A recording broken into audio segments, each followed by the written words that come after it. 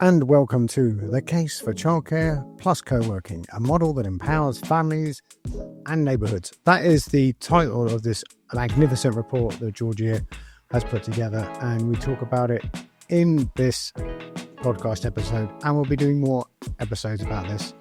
And we'll also link to the one we did before, so it's everywhere. Childcare is a problem for people at every part of society and the economic spectrum. And in here we talk about how childcare is not an amenity like it comes up a lot in co-working. It's an essential social infrastructure. And somewhere in here, Georgia says we should all have access to nice things. And so often childcare is listed as a perk, but actually it's like a really powerful way for you to help people thrive wherever they are. There's other lines in here.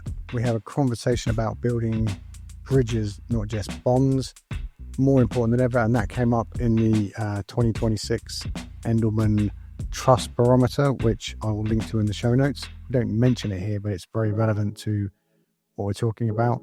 And there's a whole load of invisible work that happens in our nurseries, in our families, in our neighbourhoods, and it's about making that work visible. So this is one of many podcasts we'll do on this with Georgia. Let's get into it. Go to the show notes, download the report, download all the other information in there.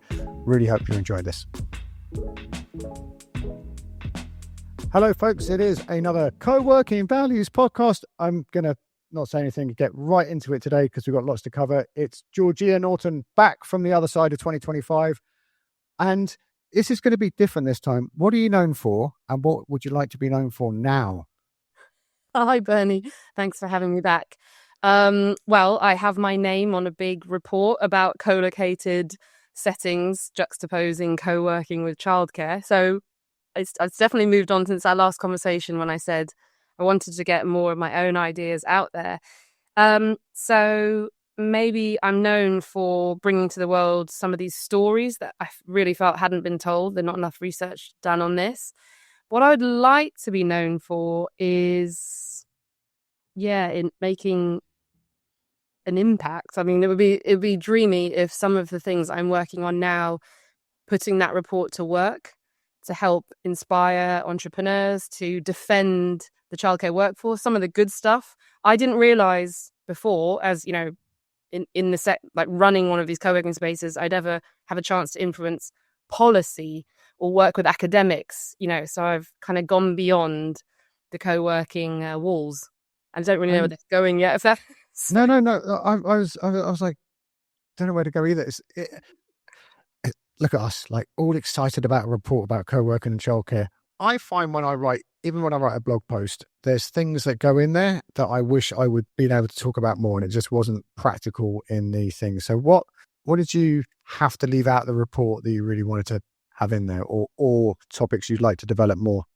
Right. Okay. There's two things there really, because perhaps I recapped this slightly when we first talked about the topic, but the remit of the research was to gather, it was journalistic, it was to interview folks, right? So I went out and spoke to people, did visits, did tours, whatever, and talked to practitioners, founders, and families. And that was really to kind of share stories from the field, but it felt half done because how could there be so many consistent stories of people wanting this, of childcare workers wanting more collaboration and better relationships in their workspace, and parents wanting to be closer to their children and do meaningful work? So many people wanted this. The conclusions became so provocative. They became, why aren't we funding, models to pilot this? Why aren't we helping settings to open? I got so passionate about telling the story of the model that, as you'll see in the report, there's stories from the field, and then there's the sort of lots of recommendations were in there. So when I talk about, when you ask me what wasn't in there, the lens for this report was quite American because it was a think tank and a kind of lab based in the US, and they were most interested in solutions for the US. So I'm sitting on more of a global picture I should be careful when I say that, because there's only one setting in the whole continent of Africa that I came across. So it's, when I say global, a lot of the world, quite a lot of the Western world, there's more stories out there to be told, for sure. And then I had to, I guess, rein in some of my sociological curiosity. I think that's what it is. I think the case studies in this report are to bring everyone into what this co-located sector looks like. I personally think there's so much more we could be finding out about culture shifts post-pandemic. So yeah, bit of a sort of nerdy. I've got a lot of hunches basically that I've followed, and a lot of things that I've had to park. What do you mean? Or what are some of those culture shifts that have your attention?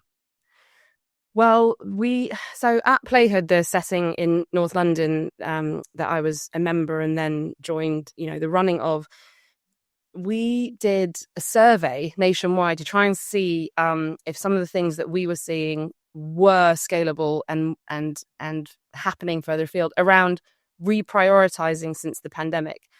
What concerns me most about where we are right now is like this idea that we're returning to the norms from before, whether that's return to the office or, that just some of the things that we're not taking forward, the learnings when we tore down the walls between home and work and childcare and education. So there's a lot of families who haven't looked back since they recalibrated their lives. There's this whole parked section of the report, honestly, probably 1,000 words, where I talked about families who realized that work isn't fixed and they could work from anywhere, and they took that to the nth degree and they became world schooling, traveling families. It's not a huge number, but it's a trend that grew. So I'm just mentioning that as a tangent because how we organize our work and our care for our children did change in lots of lasting ways. Lots of businesses like the settings I talk about were founded. Lots of people untethered themselves and got together. There's traveling villages. These are what I'm talking about. So there's always a kind of extreme. I often was made to feel like, having a co-working space with a nursery next door was kind of mind-blowing and radical. But I'm saying, well, some people untethered and got together with 6 other families and hit the road and did incredible, more extreme things than this. So culture shift is our relation. What are we prepared to put up with from the workplace expectations? So I think we all got a lot more realistic about work and not hiding what's going on at home and not obscuring that in order to look professional. The dad on BBC when his kids come in the room, Yeah. Initially that was hilarious and surprising. And by a year into Zoom and remote working, right, that was so not taboo. Yeah, if you didn't have a kid, I need to get a kid just to have them be funny in my Zoom call. I really enjoyed that though. I thought it leveled the playing field a lot. Yeah. And not even from the point of view of like, this is my experience of like people were way more relaxed. I felt like there's a lot of people who were, I don't know, higher up the food chain, and they became way more relatable because they were doing calls in their kitchen and they had the same kettle as me. Whereas before I just had this total lie that they flew around everywhere by helicopter and drank Dom Perignon all day. But actually we all invested in these worlds. We built these worlds and we built them as separate things. That was the dominant culture for so long, that there was a way to show up to work. And I think about the teens who carried on wearing sliders and pajama pants to school after the pandemic.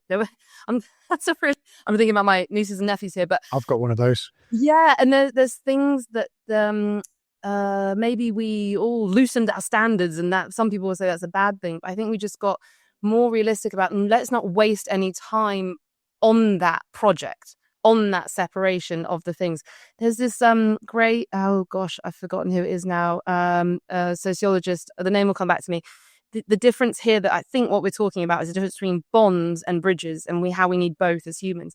If I know my next door neighbor, or I have a family member or a friend nearby, there's logical bonds that we have, but there's some reason that we're in each other's life. We went to school together, or we work together. But bridges are actually the things that create safety nets and trust. So we don't have to have something in common. And this is one of the powers, I'm sure you and your listeners and so on agree on. Co-working has the chance to build bridges between people who didn't grow up like you did, don't do the work that you do. You just happen to be in the same place. And as you get to know each other, the empathy grows and you're more reciprocal and you support one another. We absolutely need bridges to other people as humans, and not binary 20th century and before ways of seeing one another, employee versus boss. Or do you know what I mean? Like teacher versus parent. And that's where most of my work is around tearing down that. The pandemic also let us see childcare workers as key workers, not just helpful, but, critical to the social emotional well-being of our children. They're partners in raising our children. And it can be contractual, it can be paid, it can be formal, or it can be truly collaborative. So my argument is we should try and hold on to models for childcare that integrate with families, so that co-caring can be really joyful and a partnership. So something that's always at the back of my head with this is and we've talked about this, is there's particularly like the lens we're looking through here is co-working, and there's like, it's an amenity, it's an add-on service and stuff. And what struck me, when we were talking before, you said how many spaces. There's this thing I talk about. All my favorite spaces. I don't mean they're the best spaces, but my favorite spaces are places that are set up where people are scratching their own itch. And so many of your examples are mothers and families that started co-working spaces. So talk a little bit about that. But also there's that kind of, there's a big difference between I've started something for my neighborhood. I know we nearly talked about this before, so we'll link to the previous podcast as well. And I'm setting up this thing I want to sell to people. And there's nothing wrong with that one either, because Playhood was scratching his own itch, and then you had to make some money so people could get paid. But so let me get back on track. So that's all very in one economic bracket. And then every time I say childcare and co-working, there's one of my friends who usually works in social services in a, hard area of London, says like, yeah, great if you can afford it. Like there's a whole raft of people left out because of do you know what I mean? Come back before I vomit even more. No, because it's really important that I think there's just two things about, if innovation should serve, the curve should serve 2.5% of the potential audience, should be really niche and serve that audience really well in order for it to scale and grow. That doing something right because you intimately understand, you have insights about the needs and you can uniquely serve them. That's business development 101. The question is, when a setting is intentionally small and serving a finite number of people in a certain way, the question becomes, well, is it logical? Where is this push coming from to iterate that? And what you see is a tiny minority of the settings I looked at decided they would franchise. So you've got this question about what's working for us. We think it could work in other neighborhoods. How do we scale up? How do we bring more people into this story? So there's a really big question there about, being intentionally small and serving the community versus spreading the love. So I think there's something to talk about there. Don't want to lose where you ended up, which was, this is exactly what I saw in reactions to the piece, whether it's LinkedIn comments or some of the follow-ups with certain organizations I've talked to since writing this report. I realized the two key pieces of feedback actually contradict one another, which is really interesting. So on one hand, how is this equitable and accessible? How could this ever be universal childcare? People almost incredulous that its innovation is the preserve of the high-end premium membership model. That, these places looked gorgeous. There was an assumption that they were expensive and inaccessible. And I kind of said, well, people were designing places for people to thrive. So they look, and they're full of plants and natural light and intentional about materials. There's lots of great stories there. It's really sad to me that people sort of assume that we can't all have nice things and have the right environments designed. So just the idea that it's naturally not accessible is a problem. The other feedback is, well, this isn't really for everyone. There was people who were sort of saying, loads of us are happy to have separation between work and care. And not everyone wants this. As if I was trying to universalize the model for people who just wanted to stay in the old way. They want to commute, they want to drop off, they want wraparound daycare, they want something else. So this is really interesting for me to kind of fight both fronts, which is, does that make sense? So serve the people that they're open-minded about arranging their work and care in integrated ways. It can be a bit messy and complicated. There can be these overlaps. And we've been lucky to experiment at the high end. In the report, like the whole last section is devoted to saying, if we're interested in these stories of resilience through a really rough time, if we think there's a model here that could work in other neighborhoods, then we've got to look at smarter ways of funding it, smarter ways of investing in it, to make sure it doesn't just go down in history, if that, get forgotten as a pandemic oddity that was really great for a couple of people in affluent neighborhoods. I don't think that's what's going on here. I pull out specifically some of the social enterprise models, people who've gone into this with the idea of making sure they serve a neighborhood, like in Edinburgh, Work plus Play Hub. Specifically, no co-working spaces were in that quadrant of the city. And it was a mum. This was the journey over and over again. So simple. You have a parent, you have a child, you become a parent, and your eyes are opened to the challenges and barriers of having your career thrive alongside being the kind of parent you want to be. So I do think it's a knotty problem, but the barriers to making this more accessible are things like the way you can't get grants without the licensing. There's like really old-fashioned things that get in the way here that are fixable problems. I like those. Yeah, because that is a thing, because it is, I haven't got the answer, which is why I'm so keen on this, but having nice things available to everyone with children is, and without children, but it's really integral. I want to jump onto this because the two sides of this conversation, which hadn't even occurred to me until you brought it up, is we all go to work in a co-working space with childcare, and that's all great. And then there's the people that work in the space. And yeah, can you riff on that? Because so it's kind of like having an expansive view of the category co-working. It's open enough that you can do work in that space. And what everyone's image of co-working is, it's desks, whether that's hot desk or office spaces, is mainly people who can work on their laptops, their computers. They need phone call booths. There's the paradigm of co-working. When you add in other services, maybe it's a cafe, right? Like maybe it's a gym, maybe there's other amenities. You're adding on a layer of, and again, like I said, just to flag, I'm interested in the sociology of this. You're adding on people carrying out other kinds of work to make that work possible. When you add or integrate with a childcare offering or a nursery school, there's something next level going on, because those types of work are historically behind the doors, behind the walls, and obscured from the people paying for that service, which is the parents. So in co-located spaces, there's visibility of care as work.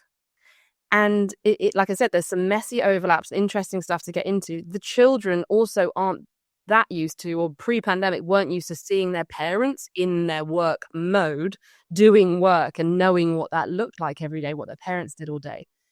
So when we look at some of the opportunities from co-location, one of the strongest stories that I absolutely didn't know going into this back in March, I didn't know this, coming out, one of the things I'd love to see happen from the report or work on is telling the story of the workforce development that occurs here. So I'm sure you're aware the childcare workforce is overwhelmingly female and often shockingly devalued, like low pay or minimum wage, and agency staff and so on.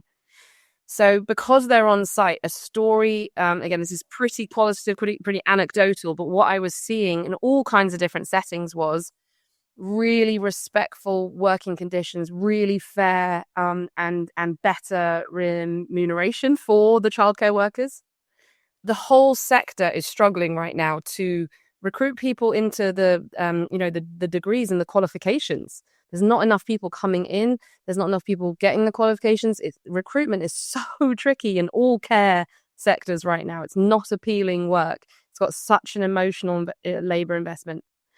So yeah, when I talk about co-working spaces, I think in everyone's head, they picture the parents tapping away nicely on their desks. But these spaces, the threshold was crossed, and childcare workers come in to use desk space in their break or after their shift or on the weekend or other times to get, qualifications or do training or look for jobs. Or we were working shoulder to shoulder. That's what's kind of need to point out to people. We were working with these folks as people in their economically active mode. So that's a really interesting piece of it. And there's so much for the sector. I'm talking about the early years sector here, preschoolers, to learn from setting up co-located spaces, I think. They're appealing places to work. They're positive places to work. And there's so much mobility that was happening. That's exciting to me. It is.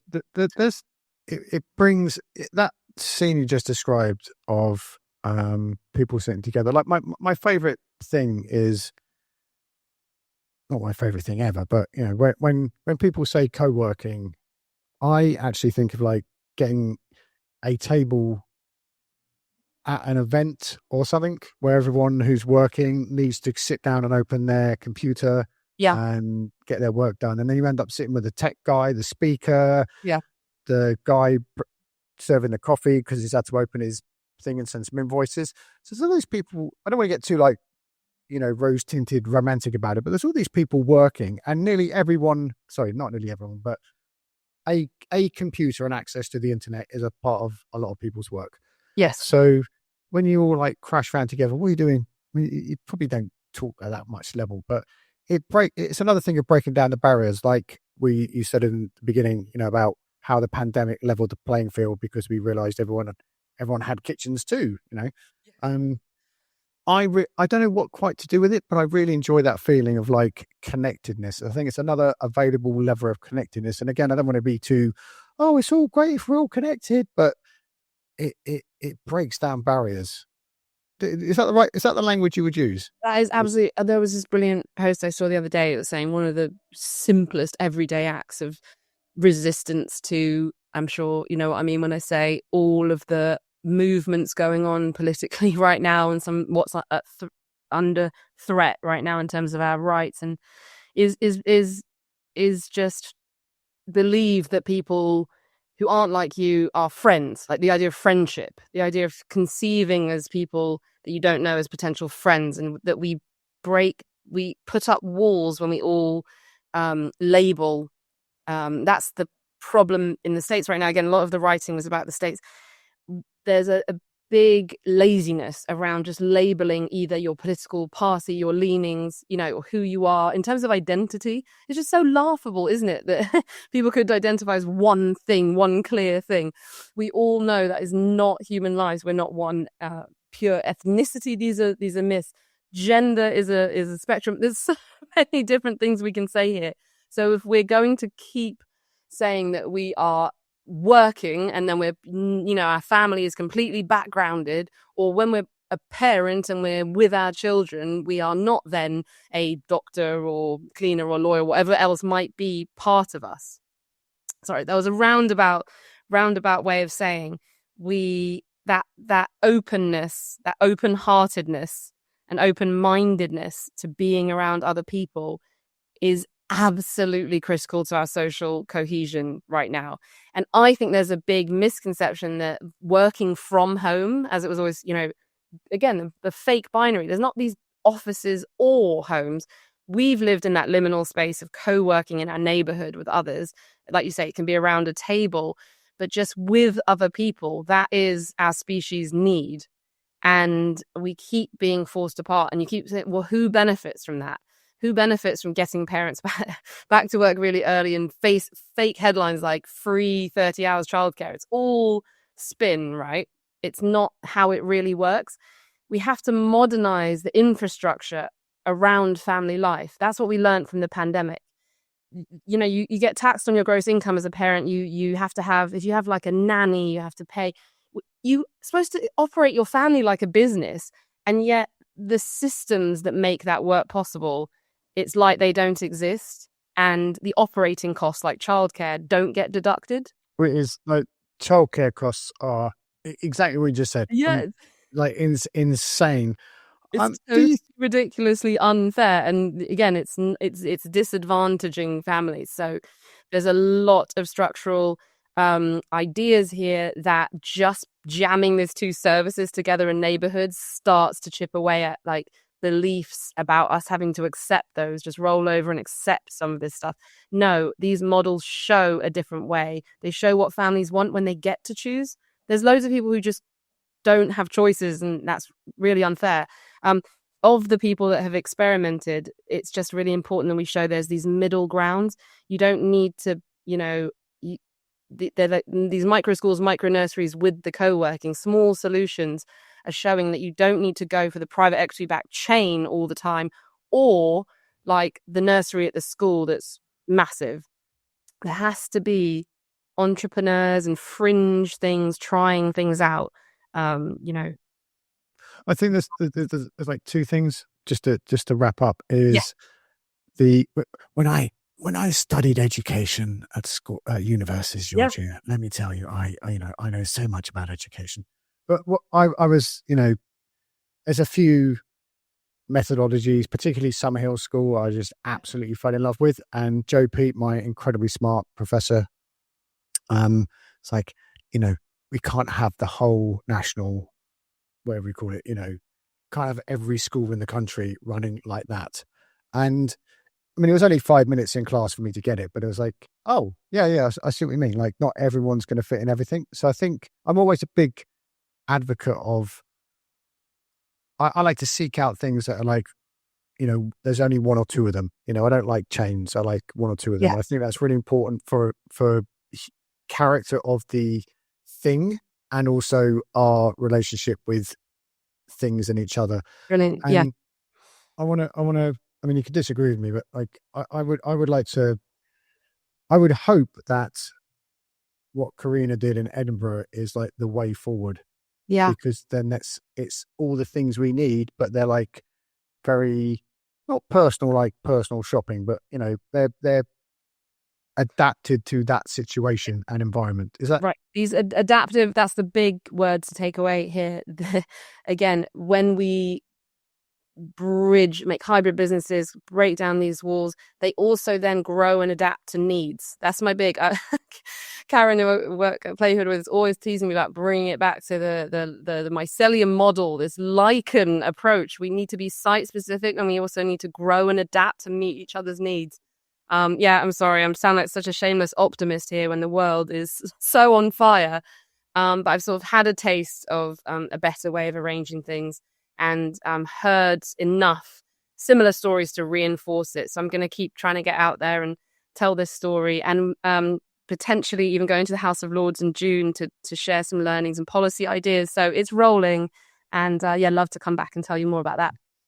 it's, you know, the first two are free, but you know, it's £10,000 to come back for the third podcast. You know, that's the influence we have. But if there was money in this, I would. That would be a whole different story. Now it's my heart. I want you to keep coming back because this whole childcare thing, I really got interested in this. I mean, I've always been interested in it when Shazia opened Third Door and our child suddenly appeared. Yep. But I think it was like 2015, 2016, there was that radical childcare project at Impact Hub Birmingham. Yes. And that turned it in from like, I have a kid I need to do something with, to like, oh, this is how it could be. So I'm really keen on, and as me and a lot of other people in this industry that are keen on evolving this conversation. So I'm well chuffed with your report. I'm going to go back and like dig even more to it. We're going to put a link to the report in the show notes. Forgot my own words there. And where's the best place to contact you, keep up with you? Thank you. Yeah, the website that we have is playhood.club. We started out as this idea of a family club.